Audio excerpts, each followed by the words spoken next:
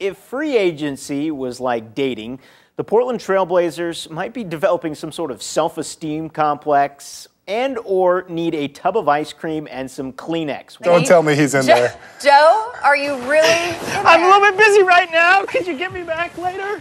And then I got the balloon hat. This is happening right now. I'm standing next to one of these bad boys tires.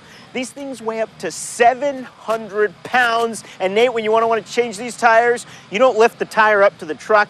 You lift the truck up to the tire.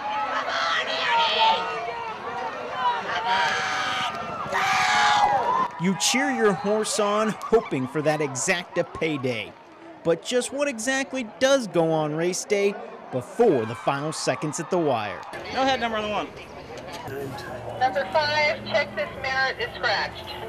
Put your horses in. While the handlers get the horses prepped, a team of behind-the-scenes workers hustle to make sure everything else is race ready.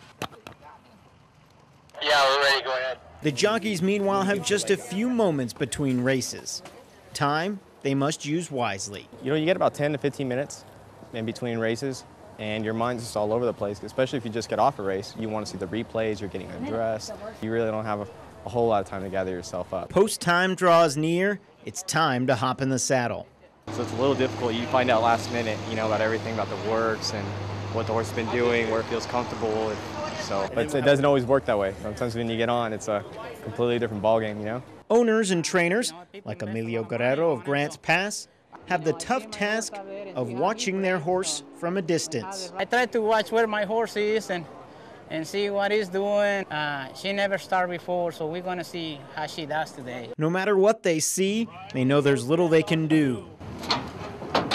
Once the gates are loaded, the race is now in the hands of jockey and horse.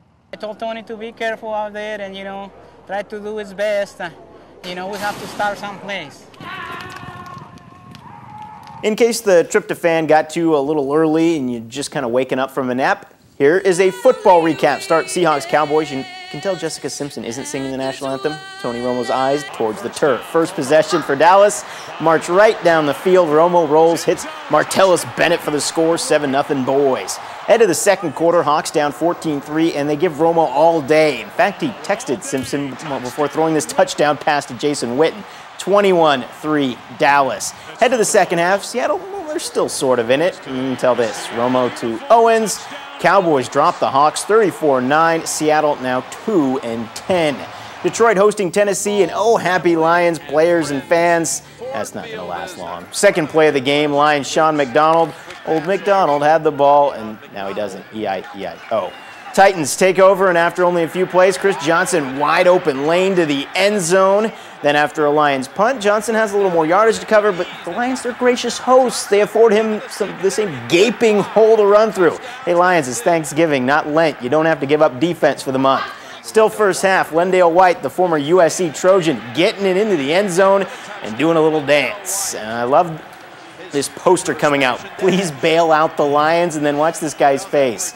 Yeah, it says it all. 47-10 Titans. And finally, to a game hidden on the NFL Network, Cardinals-Eagles. Donovan McNabb, how much longer is he going to remain the starter? Well, in fair weather Philadelphia, he's back in some good graces tonight. Shovel pass to Westbrook, 7-0 lead. Kurt Warner, he was an MVP candidate. Yeah, that campaign over. Warner with 3 picks tonight. He also threw for 3 scores, but Brian Westbrook, too much for the Arizona D to handle. 4 TDs for him tonight as Philly rolls 48-20.